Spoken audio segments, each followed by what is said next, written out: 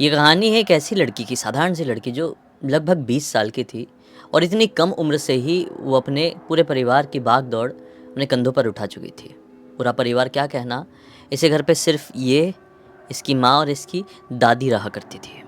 सब कुछ अच्छा ही चल रहा था, इसने पढ़ाई-लिखाई भी अपनी शॉर्टकट में 12th के बाद कोई छोटा डिप्लोमा कोर्स कर ली थी और कंप्लीट हो गई थी और अब फ़िल्म इंडस्ट्री में काम की तलाश में लगी हुई थी और छोटा-मोटा कुछ-कुछ मिलता था तो करती रहती थी। कभी वन डे टू डे का रोल मिल गया 1-2 दिन वाला भी, वो भी कर लेती थी। कभी भीड़-भाड़ में कभी पीछे खड़े रहने वाला कुछ मिल गया, कभी बैकग्राउंड डांसर वाला कुछ काम मिल गया, तो कर ही लेती थी। इस चक्कर में उसको उसी एज में रेगुलर प्रोजेक्ट्स मिलने लगे। अब देखो भाई, जूनियर आर्टिस्ट लोगों का भी ये सीन रहता है कि कई बार उनका फेस वो लोग रिपीट किए जाते हैं बहुत ज़्यादा। तो आरती उनमें से थी जिसे बहुत सारे सीरियल्स में आए दिन बुलाया जाता था। मतलब आज एक कोई सीरियल में बुला लिए तो कल किसी और सीरियल में उसकी शूटिंग है। तो ऐसे में उसका फ़िल्म सिटी बहुत आना-जाना लगा रहता था। आरती अब पूरी तरीके से फ़िल्म इंडस्ट्री वाली लड़की बन चुकी थी, क्योंकि अच्छा खासा काम उसने कर ली थी, अच्छा कमा ली थी। वैसे ही वो बन-ठन कर रहती थी। आरती ना अब अपने घर से निकले तो अच्छे-अच्छे परफ्यूम, इसको परफ्यूम का बहुत शौक हो गया। मस्त एक से एक परफ्यूम लगाकर घर से बाहर निकले। कई बार शाम की, रात की शिफ्ट होती थी तो भी वो परफ्यूम से अपने आप को भर देती थी। तो उसकी दादी उसको अक्सर टोकती थी कि बेटा तू एक तो फ़िल्म सिटी जंगल में है, तो वहाँ पर शूट करने के लिए जाती है रात में, शाम को। देख हम तो रुकते नहीं क्योंकि तेरे बदौलत ये घर चल रहा है, हम रोकेंगे भी नहीं तुझे। लेकिन थोड़ा समझा कर ना, तू जैसे भी तैयार होके जाती है, जैसे भी कपड़े पहनती है, हमको कोई परेशानी नहीं है, लेकिन हमको परेशानी है तेरे परफ्यूम से। तू जो ये लगाती है ना सुगंध, ये इतनी अच्छी नहीं होती है। तुझे जैसा रहना है रह, लेकिन घर से बाहर निकलती है तो बाल खोल कर नहीं, और ये जो होता है ना जो तू लगाती है परफ्यूम वगैरह, वो मत लगाया कर। इससे अजीब-अजीब सी शक्तियाँ भी कई बार अट्रैक्ट हो जाती है और हमें पता भी नहीं चल पाता है। मैंने बहुत दुनिया देखी हूँ, 80 साल की मेरी उम्र है, उस हिसाब से तुझको बता रही हूँ। ये बोलती है अरे दादी ऐसा कुछ नहीं होता यार, कुछ नहीं होता है। चलो आप बोलती हो तो ये जो लाइट वाला परफ्यूम होता है ना, मैं वो लगा कर जाया करूँगी। इसने लाइट वाला परफ्यूम मार के दिखाई, दादी ने बोली अच्छा चल ठीक है, लेकिन हल्का ही लगा के जाया कर। मेरा तो कहना है कि मत ही लगा तो ज़्यादा बेहतर है। ठीक है, हाँ करके दादी को इग्नोर कर दी और अपनी शूटिंग पर चले जाए। एक रात अमावस्या की रात थी। अमावस्या प्रॉपर काली रात। इसकी दादी ना ये सारी चीज़ों के ऊपर बहुत ज़्यादा विश्वास किया करती थी। आज फिर इसकी जो शूटिंग थी वो नाइट शिफ्ट में, मतलब कैसा शिफ्ट मैं बताऊँ आपको, बड़ा वियर्ड सा शिफ्ट था। 6 बजे से इसकी शूटिंग शुरू होनी थी और रात के लगभग 1 बजे इसकी शूटिंग ख़त्म होनी चाहिए थी। और सीन ये हो रहा था कि इसको जो पैसे थे ना वो बहुत ज़्यादा मिल रहे थे। अब रात के 1 डेढ़ बजे शूटिंग ख़त्म हो रही है और फ़िल्म सिटी के अंदर कोई शूटिंग चल रही है ना, तो कई बार बड़ा रिस्की हो जाता है मामला। कैसे, मैं आपको समझाता हूँ। जिसके पास खुद का व्हीकल है, खुद की गाड़ी है, बाइक है या कुछ भी है, वो अपने साधन से शूटिंग में जा सकता है और आधी रात को भी क्यों ना हो शूटिंग से घर को लौट सकता है। लेकिन अगर कोई ऐसा इंसान जिसके पास खुद की गाड़ी, बाइक नहीं है, स्कूटी नहीं है, साधन नहीं है, वो अगर आधी रात को अपनी शूटिंग से छूट रहा है फ़िल्म सिटी के अंदर से, तो बाहर निकलने में बड़ी तकलीफ़ हो जाएगी। कोई सेट वाला, शूटिंग वाला इंसान उसको लिफ्ट दे दे तो ठीक है, और लिफ्ट ना देना तो मैं सही बता रहा हूँ, प्रॉपर जंगल में होते हैं बहुत सारे सीरियल्स के शूट। प्रॉपर टिपिकल जंगल।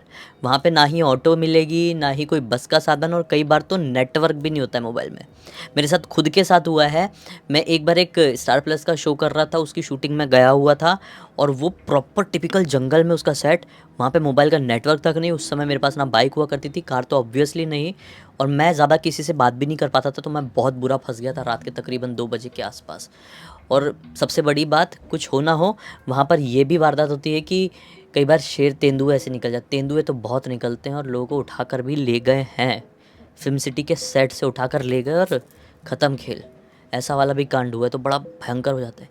सिर्फ़ इतना ही नहीं, जानवरों से तो बच जाओगे, ये कहते हैं ना, लेकिन भूत प्रेत शैतानों से क्या? अभी बहुत टाइम तक ये चर्चा रही कि फ़िल्म सिटी में एक सफ़ेद साड़ी पहनी औरत घूमती है। एक ज़माने में शायद वो एक्ट्रेस थी, उसके साथ कुछ बुरा हो गया था, उसकी मृत्यु हो गई थी वहीं पर फ़िल्म सिटी के अंदर ही।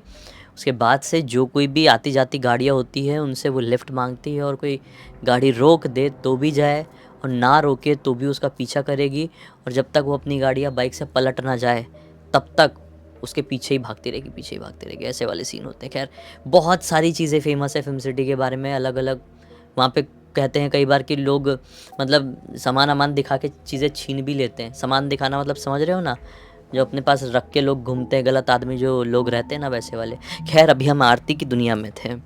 तो आरती वाला सीन ये था कि अमावस्या की रात थी, ये शाम के 6 साढ़े 6 बजे के आसपास से 1:30 बजे तक लगभग शूटिंग अपनी करने वाली थी। ठीक है, पैसे लगभग डबल मिल रहे थे।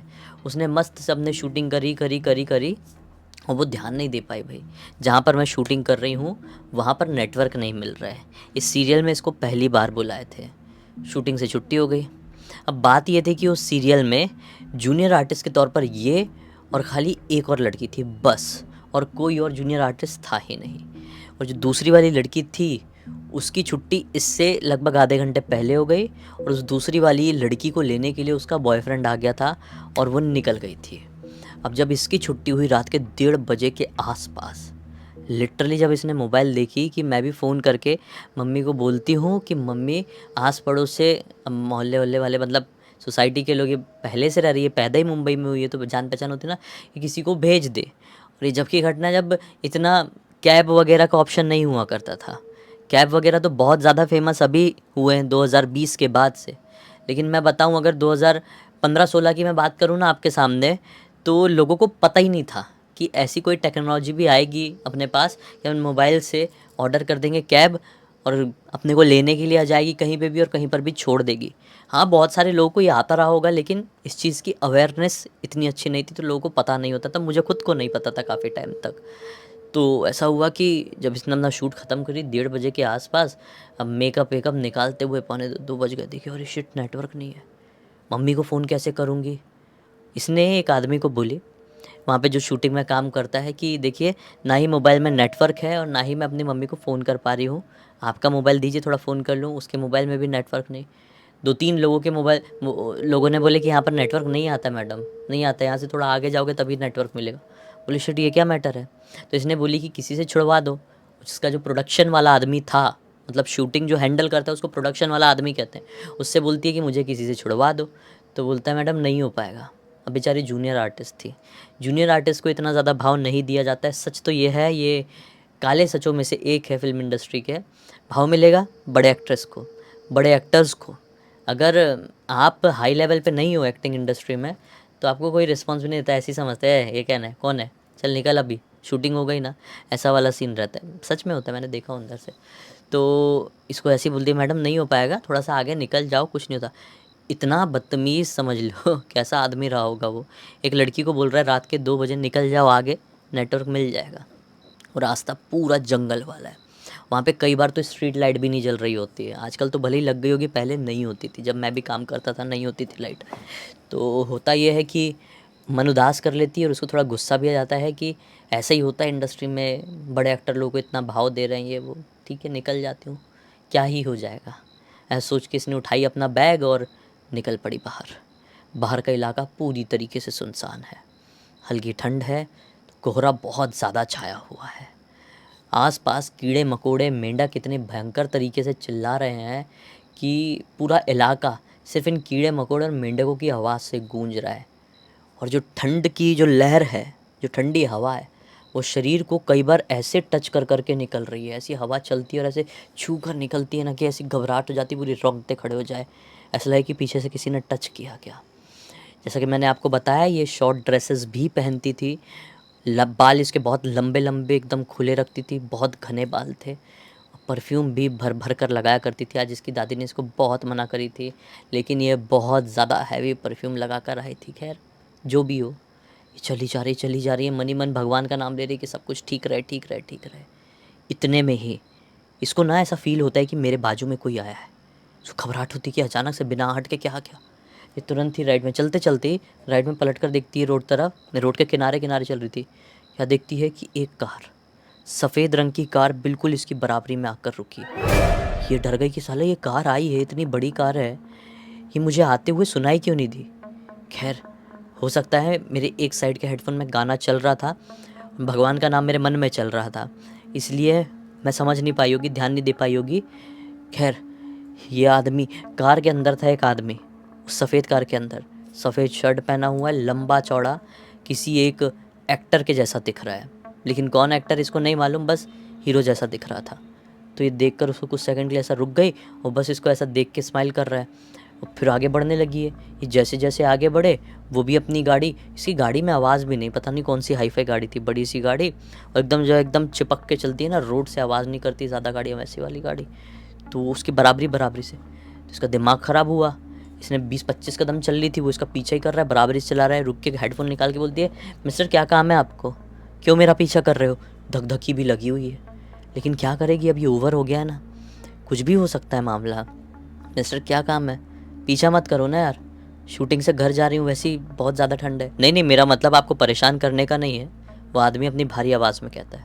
मैं तो सिर्फ यहाँ पर नया नया आया हूँ, पहली बार शूटिंग के लिए जा रहा हूँ, तो ये पता को आप बता सकती है क्या ये जगह कहाँ पर है? तो उसने हाथ में कुछ लिख के रखा हुआ था, काले रंग की पेन से ऐसा दिखाता है, कार की लाइट जलाकर ऐसा करके दिखाता है। लड़की थोड़ा सा देखती, इसको नहीं मालूम था कि वो जगह फिल्म सिटी के अंदर कहाँ है, इसको नहीं मालूम था। इसने बोली मुझे नहीं पता। फिर ये ऐसा बोल के आगे बढ़ने लगी। फिर वो आदमी पीछे पीछे बराबरी बराबरी से बोला। लड़की फिर गुस्से में आगे बोली, क्या हो गया, बताइए ना, मुझे नहीं पता है। अच्छा, अगर आपको वो पता नहीं मालूम तो दूसरा बता दीजिए। तुरंत ऐसा हाथ मिटाता है, ऐसा ऐसा ऐसा करके कुछ लिखता है। वो पेन से भी नहीं लिख रहा था, उसके हाथ में काले रंग का कुछ कोयला जैसा था, उससे लिख रहा था। एक दूसरा नाम लिखता है, ये कहाँ पर है आपको पता है?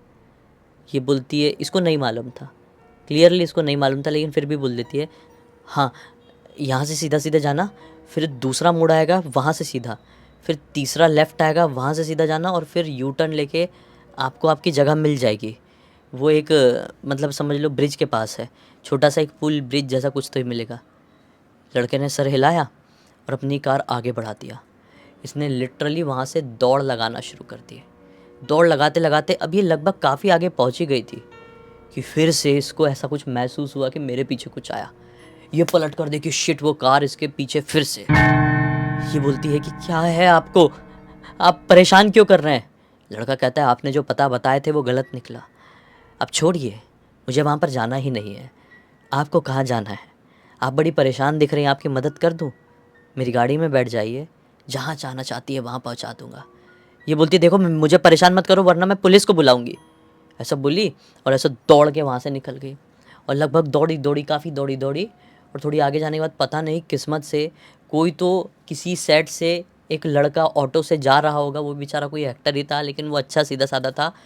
ऑटो वाले ने और वो लड़के ने इसको देख लिया, वो बोला, अरे अरे ये लड़की कैसी भागी जा रही है, सब ठीक तो है ना? ऑटो वाले ने लगाया और सीधा वो जो एक्टर ऑटो में बैठा हुआ था, कोई दूसरा जिसने इसको भागते हुए देखा था, बोला था, अरे बहन आके बैठ जाओ, ऐसा क्यों भाग रही हो? ये समझ गया था कि लड़की घबराई हुई है और मैं नॉर्मली ऐसे बोलूँगा तो बेचारी और डर जाएगी, इसलिए इसने डायरेक्टली बहन बोल दिया। अरे बहन ऐसे भागो मत, बैठ जाओ, मैं छोड़ देता हूँ बाहर तक। और उसके ऐसे वर्ड सुन के आरती को तुरंत ही इंस्टेंट बहन शब्द सुन के एक ट्रस्ट जागा, क्योंकि अभी भाग रही थी किसी से, और एक ऑटो में बैठ गई। और वो पूछ रहा है ऑटो वाला भी, वो लड़का भी, कुछ बता नहीं रही है आरती, बस रो रही है रो रही है रो रही है। खैर ये लड़का इतना अच्छा था, इसने बता दी थी कि मैं यहाँ यहाँ पे रहती हूँ, गोरेगांव में ही रहती थी वो किस इलाके में, तो उसके इलाके के लगभग सामने तक इसको छोड़ा है। ये थोड़ा सा अपने आप को नॉर्मल करी है, फिर दूसरा ऑटो पकड़ी, रोना धोना बंद करी, थोड़ा सा टचअप करी मेकअप वाला कि मम्मी दादी को समझ में ना आए कि मैं रोते हुए आई हूँ, और घर पर आ गई। घर पर आने के बाद किसी को कुछ भी नहीं बताए। अब रात के तकरीबन 3 बज रहे थे, खाना वाना सेट पे हो ही चुका था। इनके लोगों के घर पे ना 2 कमरे थे, मतलब एक हॉल था, हॉल में दादी सोती थी, एक बेडरूम में मम्मी और एक बेडरूम में ये ऐसा, और एक किचन था। 2 BHK जैसा घर था। अब ये सो रही है अपना, हाँ सोने के लिए, मतलब 3:30 बज गए होंगे सोते सोते। इसको अचानक से कुछ तो भी डिस्टर्बेंस सी फील होती है और इसकी नींद खुल जाती है। नींद खुलती तो पूरी तरीके से नींद टूट गई। बोली मेरी ऐसी नींद क्यों खुली और ऐसी क्यों टूटी, मुझे समझ में नहीं आ रहा। ना कोई सपना आया, ना किसी चीज़ की आवाज़, बस ऐसी डिस्टर्बेंस सी फील हुई और नींद खुल गई। खैर मैं पानी पीती हूँ और थोड़ा भगवान का नाम लेती हूँ। ये बहुत नाम जप करती थी, भगवान का नाम लेती हूँ और सोती हूँ। पानी पी के सोने की कोशिश करने लगी तो इसको ऐसा फ़ील हुआ, इसका घर जो था ना ये फर्स्ट फ्लोर में था। इसको ऐसा फ़ील हुआ कि खिड़की में से, कमरे में एक खिड़की थी, खिड़की के बाहर तरफ कुछ तो है। ये बोली फर्स्ट फ्लोर में घर है मेरा और खिड़की के बाहर तरफ क्या दिखाई दे रहा है। ये घबराकर खिड़की का जैसी पर्दा हटाती है तो इसको क्या दिखाई देता है, मतलब खिड़की के बाहर तरफ तो एग्जैक्टली कोई नहीं था, लेकिन खिड़की से जस्ट नीचे का नज़ारा दिखता था। नीचे तरफ खड़ा हुआ है वही आदमी, और इसको इशारा कर रहा है हाय का। ये डर गई, जल्दी से अपना पर्दा बंद करी और धक धक धक धक धक धक करके बाथरूम में अपने आप को बंद कर ली। इसको समझ में ना आए कि इस लड़के को कैसे पता कि मैं यहाँ पर रहती हूँ। और इस सबसे बड़ी बात, इस बिल्डिंग में इतने सारे फ्लैट हैं, हमारी खिड़की के साथ कितने सारे, और मैंने जैसी खोली उसको कैसे पता चला कि मैं इसी खिड़की से उसका खोलूँगी अपना, मतलब अपना पर्दा खोलूँगी और वो मुझे डायरेक्टली देख लिया। मतलब उस लड़के को मेरे बारे में सब कुछ पता, उसको ऐसा फ़ील हुआ। बहुत ज़ोर से डर गया, मतलब 100 से ऊपर फ्लैट थे इस बिल्डिंग में, और वो लड़का इसी फ्लैट की तरफ कैसे देख रहा था, ये सोचने वाली बात थी। खैर, पूरी रात वो डिस्टर्ब्ड रही और अगले दिन कोई शूटिंग थी उसमें नहीं गई। फिर रात का वक्त आया, रात के वक्त फिर वो सो रही थी, उसको डिस्टर्बेंस से फील हुई। फिर खिड़की खोल के देखी तो नीचे वो खड़ा हुआ था। 4-5 रात हो गई वो लड़का खड़ा हुआ दिखता था। अजीब बात ये थी कि पहली रात जब उसको दिखाई दिया था तो वो लड़का बिल्डिंग से थोड़ा दूर दिखता था, और अब बहुत नज़दीक, मतलब बिल्डिंग के गेट के पास ही खड़ा हुआ दिखाई दिया। और जब अगली रात आई, उस लड़के को एग्जैक्टली इसने अपनी खिड़की के पास ऐसा झूलता हुआ उड़ता हुआ पाई, तो बहुत ज़ोर से चीख दी और चीख के हो गई बेहोश।